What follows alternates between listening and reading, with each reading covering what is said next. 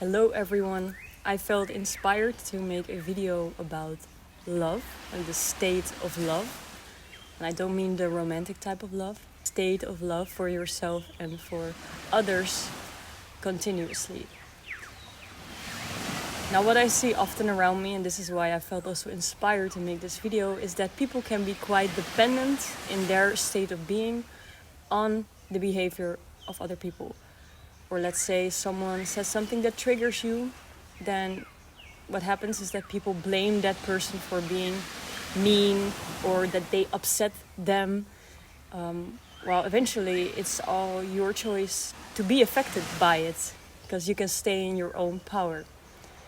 Also, when you are in a very positive state and you run into someone who is quite negative, of course, it's nicer to be around other positive people, but you can also not be affected by it in any way and just maintain your own positive state. Now, once, just a small example, I was working in a store and I was chatting with my colleague behind the counter, and then a customer came in and he was quite grumpy. So for 5 minutes he had some complaints about whatever. And when he walked away, she looked at me and she said, "That guy just ruined my whole day." Something like that. And I wondered, okay, why? Are you that weak? I didn't say it back then, maybe I should have. But it's really a choice to be so upset about a random dude who is very grumpy. Like, what people do, and that's the problem, is they take it personal. Like, how dare you to be mean to me or whatever. So they take it very personal, and in my opinion, there's also some kind of arrogance in that, to think it's all about you, because that guy who was grumpy back then had probably a bad night, didn't sleep very well, maybe crying, maybe you kept him up, maybe he was depressed, maybe he wasn't, I don't know. There's so many reasons that could have made him express this negative energy, and none of them had to do with my colleague, nor me, nor you, anybody else. So in situations like that, when people might be a bit more negative, what I would suggest is that you be even more kind to them, because you can tell they might be suffering from their thoughts, from what is going on in their life. And I honestly always feel a bit sorry, not in a downgrading way, like, oh, I feel so sorry for you, but honestly I feel a bit sad that they cannot see the love and feel the love that is right here. So then I try to be even more kind and to hopefully let, their somewhat negative energy also melt away in your love. And in my experience in life so far, in so many situations, people turned around also with their state of being.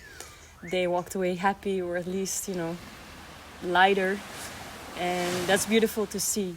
So know that you have the power within you to maintain that higher frequency, and don't judge the other person for they cannot help the way that they express themselves. If you would choose to express yourself in a certain way in life, I think we all want the feeling of happiness and freedom and positivity. So if you encounter some negative expressions, again, don't take it personal and see it as your duty to kill them with kindness, as they say.